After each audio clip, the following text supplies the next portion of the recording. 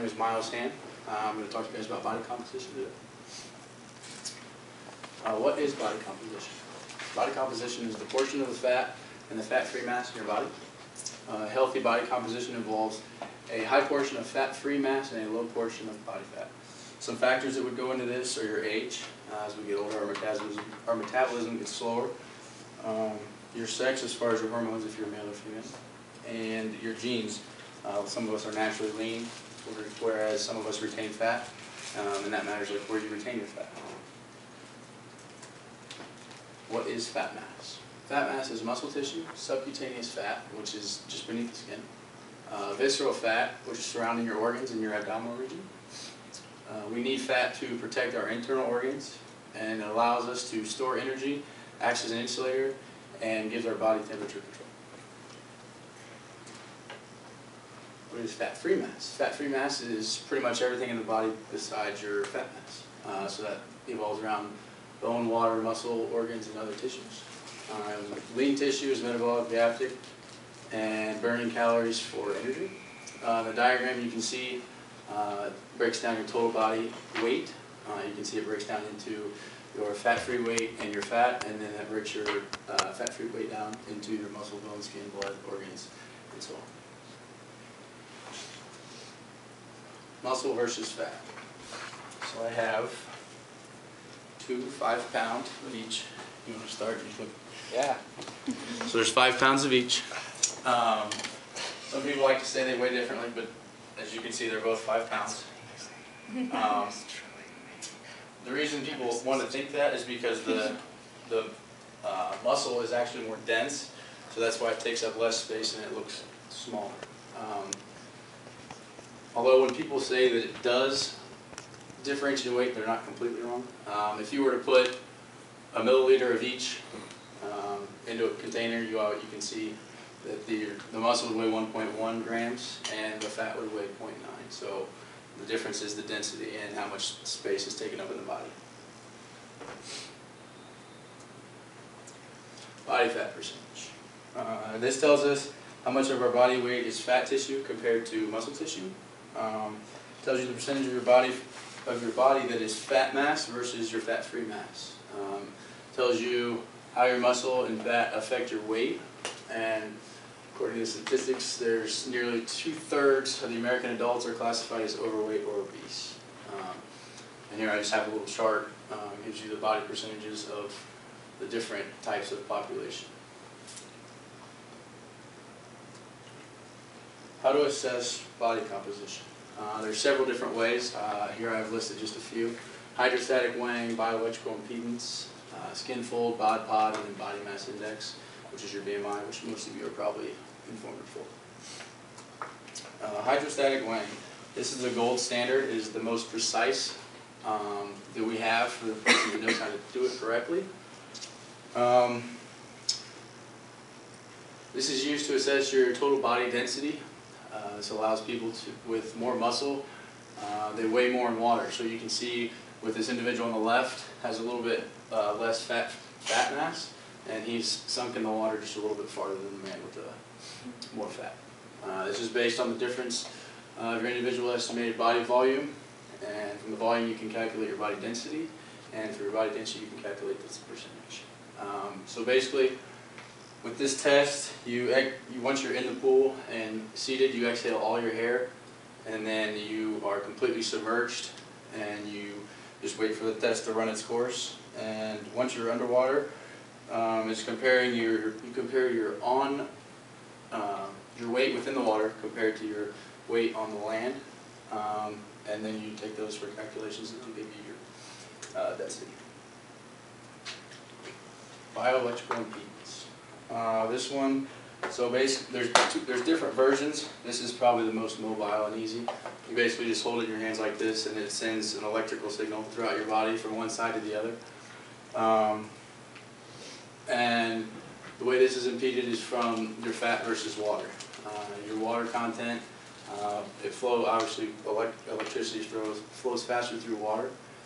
So your electrolytes, so it could be skewed as if you're extremely hydrated, it could go quicker, or if you're dehydrated, it could go slower. and it gives you your BMI as far as if you have more fat mass, it's going to take a longer time for the electrical signal to go from one side to the other. Skin folds. I have, it's called a skin caliper. This is what we use for the measurements. You guys can pass this around. Scoot it along. So basically there's 7 sites on the body that we use. The chest, mid-axillary, tricep, subscapular, abdomen, suprailiac, and the thigh. For easier measures and purposes, a lot of times people only use 3, unless somebody's requested 7. For those 3, they are different between men and women. For the men, it's the chest, the abdomen, and the thigh. And for the women, it is the tricep, the suprailiac, and the thigh. The caliper is the easiest to use, like I said. So. Do it. I'm not going to do Best mine. to have someone else do it. Just so you know. Do it on yourself. It's a little difficult. Don't mind me. No, you're fine. I'm not doing mine. I have a group. And we do usually do those before we give a fitness assessment, and then we will do it again after somebody is going through their phase of a workout, and you can see, as far as your inches are concerned, where you've lost your fat. Bod Pod. I do have a couple handouts. I don't know if I have enough. So you can take one and pass it along. You don't get one. That's okay. So this is very similar to the hydrostatic weighing, but instead of water, it uses air. From the volume, again, you can calculate your body density and the body density and the fat percentage. You take a series of tests, and if these tests are not accurate, they do insert a hose so you can breathe out, and it's more convenient for the test. Body mass index. This is very common and easy to use for people on their own, especially just it reads very well for the normal population. It's a minimal scale standard. Is determining your good body weight per person varies, and then it varies as far as your current body fat percentage, what your desired body fat percentage is, as well as your weight and your desired weight. This test, however, is not completely accurate as far as for the hydrostatic weighing, you're actually getting tested, and these are just simple. They're comparing your weight in kilograms over your height squared in meters. So, but this is very accurate for the general public. It's easy for advantages to muscle. More women than men like to say that they don't want to get muscular and bulk up. But the truth is, it's pretty hard to do unless you know what you're doing and you're actually trying to do so. The advantage of having more muscle in your body: boost your metabolism, reduce your risk of injury, improve your quality of life, increase your bone density, increase energy throughout the day, and then decrease your blood pressure and boost immune system, which both help prevent diseases. Scape. Body composition gives you a different way to look at your weight. I personally don't like the scale. A lot of people look at the scale and think of it as a number, and they don't look at it in different ways. I think they rely on that too much. I'd rather them look at it as in what type of weight is it? Is it muscle or is it fat? Is it good weight or is it bad weight? Where's the fat held? A lot of females, or all females, carry most of their weight in their thighs and their butt region, whereas the men carry theirs in the abdomen region. Instead of relying on the scale, I'd rather you rely on how do you feel throughout the day. When you wake up, are you tired? How are your energy levels? Can you make it through an entire day without hitting that wall?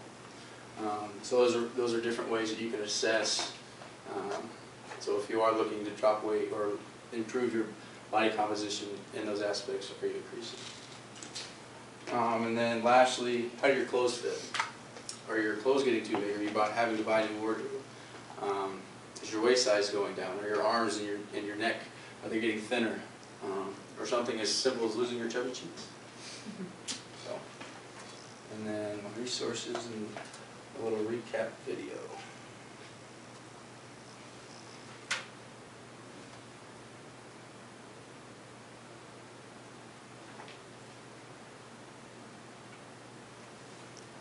What is body I'm gonna composition? have to drag it over What? up there. Body composition describes Sorry. what part of total How do I body do that? weight is So then you can grab it and drag it to the right. Oh.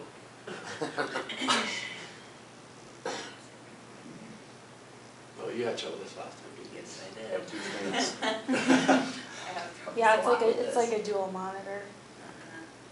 There we go. So we have to do in the lab. Sorry. What is body composition? Body composition describes what part of total body weight is fat and what part is fat-free. Fat-free body weight includes bones and muscles. Some body fat is needed for overall good health. Too much body fat can lead to health problems. Body composition is one of the components used by FitnessGram to assess health-related fitness. How does FitnessGram assess body composition?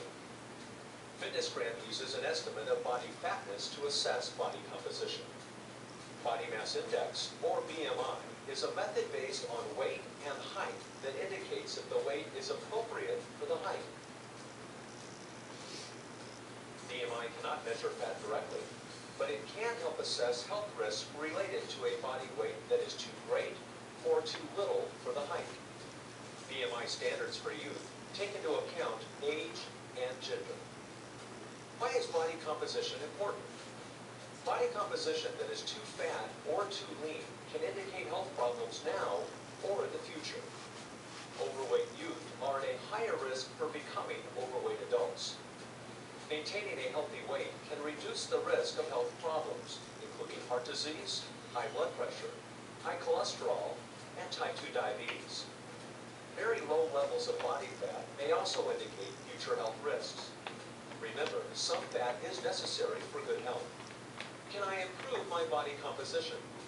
Body composition can be influenced by many factors, including age, gender, and heredity. However, there are ways to help reduce your risk of future health problems. Be active for at least 60 minutes every day. Eat healthy foods, including fresh fruits and vegetables. Be sure you are getting the right amount of calories for your age, gender, body size, and activity level. Regular physical activity and good nutrition are keys to living well now and into the future. How do I get back? Yep, you can drag it over. I can work. Oh. Yep, grab it and then you can go I'm over. just gonna go here. That works. There you go. Does anybody have any questions? Okay, so at what age do you think we should start assessing body composition, BMI in kids? I would say around the teen range, Okay, because that's right after they hit puberty and they're actually starting to grow into their actual bodies. okay, It may not be extremely important, but it's better if they know and they're knowledgeable about it when they're coming up rather than when they're already obese and it's too late and they're just okay. not motivated. Yeah, pediatricians are doing this at 2, 3 years old. Yeah. And BMI, I mean, I don't love the measure in and of itself, but I have a lot of friends and family and people I know that ask me about this as a developmental psychologist that say their kids classified as overweight at 2 or 3 years old. And what those kinds of messages are, it worries me that our little kids are having these messages that they're unhealthy, you know. Well, and so I would hope early. it's more for the parents than for the children. Well, sure, but they're communicating right. it to them too. And then if they act differently with their kids if they think that they're too fat, or if they don't, and then they're defensive about it. My kid's fine, and then they don't think about it. So, I don't know, I was just curious about your perspective, and it was interesting to hear that your gut reaction was a much higher age than is happening in pediatricians' offices. So, I think if parents are well educated on some of these things, that it can be all right to have that as part of the report, but a lot of them are not, and it's just, I worry about giving these kinds of numbers to our toddlers. But anyway. Can you talk about some of the options here at UIS that people can get to get their body fat percentage measured? What do you have in the lab? Can you elaborate for these guys what's available? So in the lab we do have a bod pod. That's part of the reason why I gave you a little pamphlet. We haven't dug into it a whole lot. but that's something we're looking into. And then there are fitness assessments here at track where you guys can get your skin folds done and get assessed that way.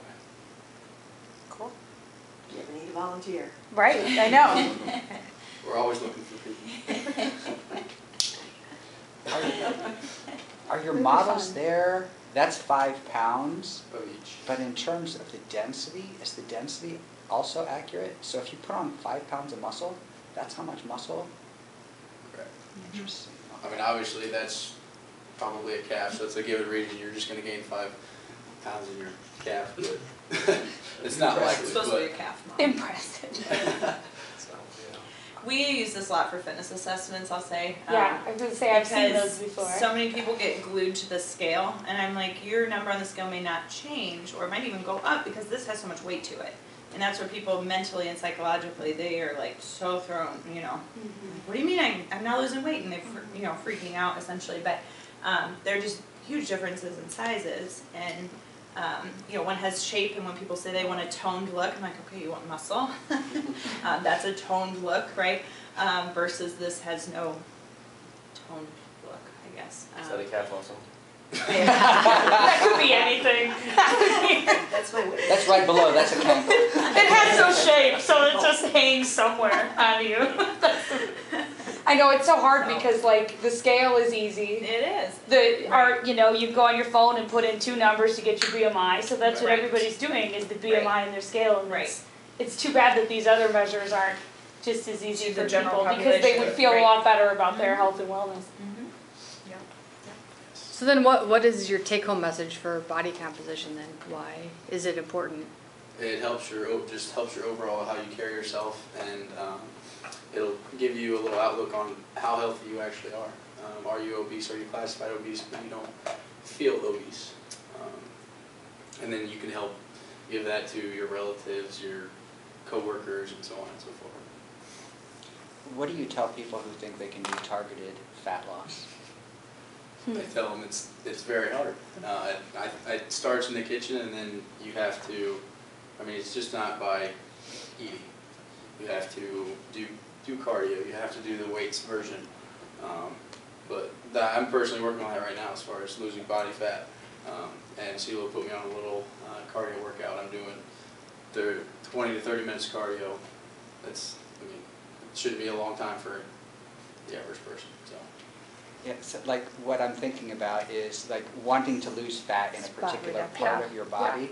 And so my understanding is that's nonsense, you can't do that. I was told that you lose fat first where you have the most fat. Correct.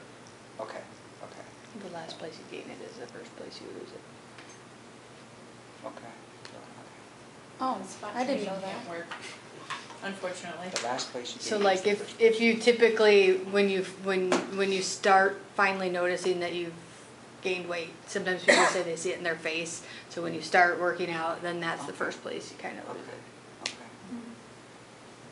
Okay. How does the hydrostatic, how does that work? They're down in the water, so how long are you? Oh, the water thing, Yeah, yeah. is that the not? Yeah. So it was like a. I mean, I saw the picture, like, you're down in there, are you breathing, are you holding your No. breath at all times? No, you're holding your I mean, it breath must be the entire quick time. then. You're exhaling, it's like 20, 30, I've done it before. You lay there and you're like blowing out all your air and you feel like you're gonna pass out.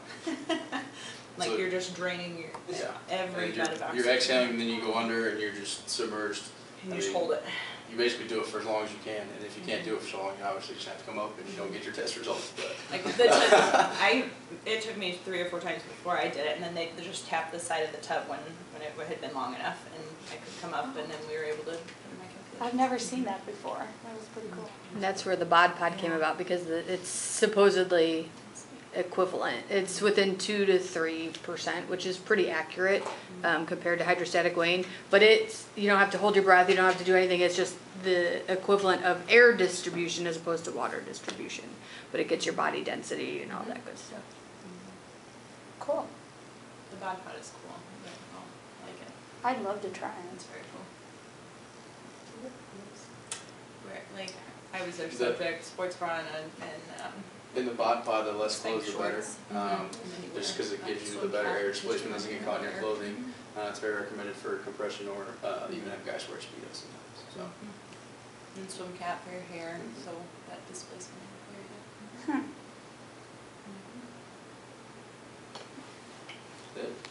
Thank you guys. Thank you.